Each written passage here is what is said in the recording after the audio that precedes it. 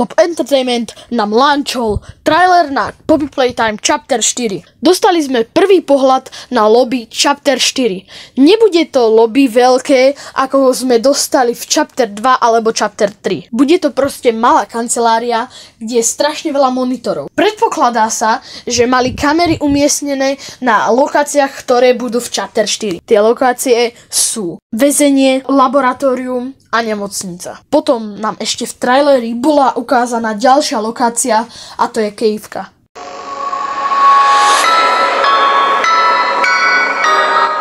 Máme prvé informácie o hlavnom záporákovi v Poppy Playtime Chapter 4. Volá sa Yarabai. Je to projekt 1166 a jeho pôvodné meno je Kuit Navidson. Bol neobvyklé dieťa, pretože sa rozhodol, že začne trhať hlavy svojim hračkám a upravovať ich, aby boli krajšie. Nightmare Critters. Ako najhlavnejšia z nich je Baba Chops a to je takáto ovca. Potom tu je Iki Liki, to je nejaká jašterica. Potom Rabby Baby, to je nejaký netopier. Potom ako ďalšieho tu máme Alistair Gatera a to je nejaký krokodíl. Potom Simon Smoke. Potom Pou, to je nejaký havran. A potom posledný Maggie Mako, to je Shark.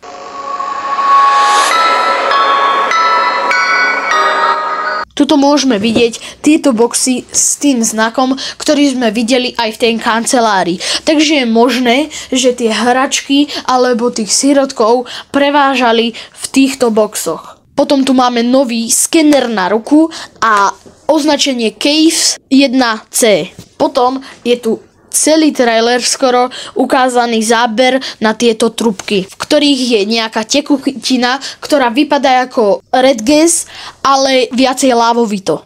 Potom na tomto mieste stále fungujú kamery, takže nás asi stále niekto sleduje. Potom sa nám tu ukázal nápis January a za tým je 4.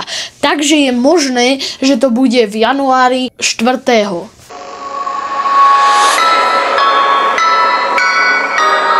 Mám teóriu.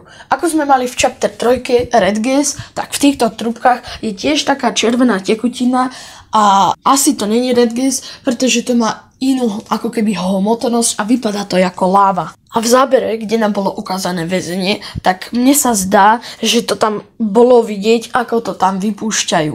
Takže to väzenie možno neslúžilo ako normálne väzenie, ale aj ako nejaké testovanie hračok a sirotkov.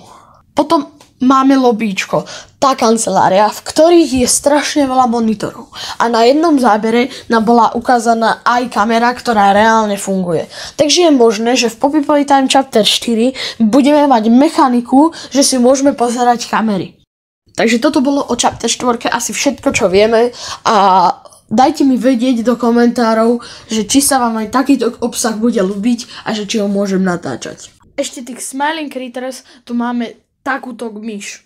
Ale my týmto ešte nekončíme. Nebojte sa, nezabudol som ani na Fortnite. Takže tu sú novinky. DC skiny sa budú vrácať do Fortniteu. Potom už bola potvrdená Chapter 6 tematika, mala by to byť japonská mytológia. Ešte novinka, že s Juice WRLDom dostanete aj album Legends Never Die. Potom sme dostali nový emote.